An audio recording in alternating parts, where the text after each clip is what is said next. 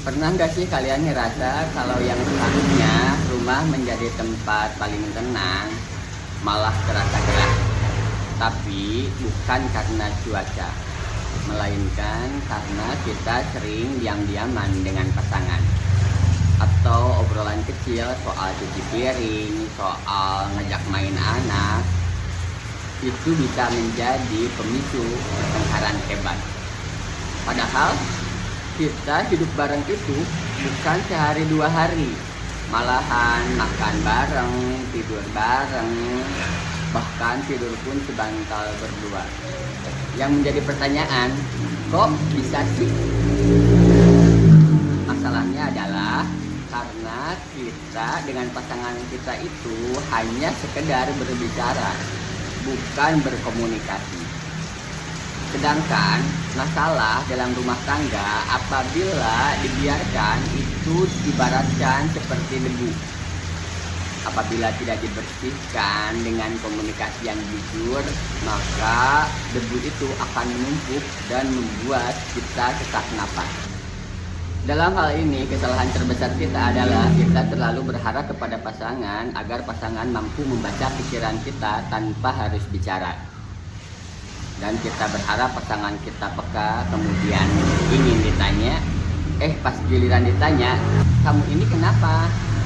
Kita malah jawab, enggak apa-apa.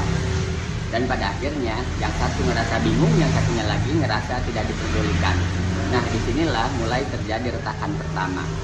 Kemudian bagaimana caranya agar komunikasi tidak membuat retak? Saya mempelajari 3 hal yang bisa membuat komunikasi berjalan dengan baik. Yang pertama yaitu ganti kata kamu menjadi aku. Karena kalimat kamu itu bersifat tuduhan. Contohnya, kamu itu males, kamu itu gak ngertiin aku. Coba sama kalian ganti dengan kata aku atau yang mewakili perasaan kita. Contohnya, aku ngerasa capek banget hari ini, boleh minta tolong nggak untuk jagain anak sebentar? Nah, kalimat yang jujur yang mewakili perasaan kita itu akan mampu diterima daripada kalimat yang menyalahkan. Yang kedua, pilih waktu yang tepat. Jangan mengedepankan emosi.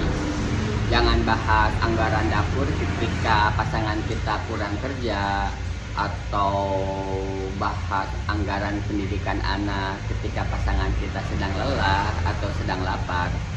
Karena komunikasi yang baik itu adalah komunikasi yang bisa kita bahas ketika kita bisa melihat momentum. Karena apabila kita sedang emosi, maka yang ada dan yang keluar dari mulut kita itu bisa saja sesuatu yang bisa menyebabkan sakit hati. Dan yang ketiga, mendengarlah untuk memahami. Coba kita perhatikan, kita diberi mulut 1, kemudian telinga 2, berarti kita itu harus lebih banyak mendengarkan. Terkadang pasangan kita bercerita itu dia bukan untuk mencari solusi, dia hanya cukup ingin didengar dan divalidasi. Jadi jangan dipotong, apalagi dinasehati. Cukup katakan terima kasih ya sudah bertahan hari ini, aku bangga sama kamu, dan itu lebih menyejukkan. Kesimpulannya, rumah tangga yang kokoh itu dibangun dari kata-kata yang saling menguatkan, bukan menjatuhkan. Memang tidak mudah, karena itu perlu belajar setiap hari, dan kita harus terus belajar menurunkan ego yang setinggi langit.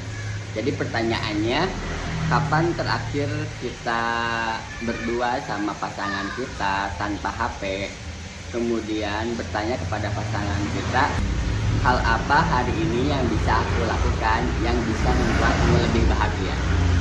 Kapan?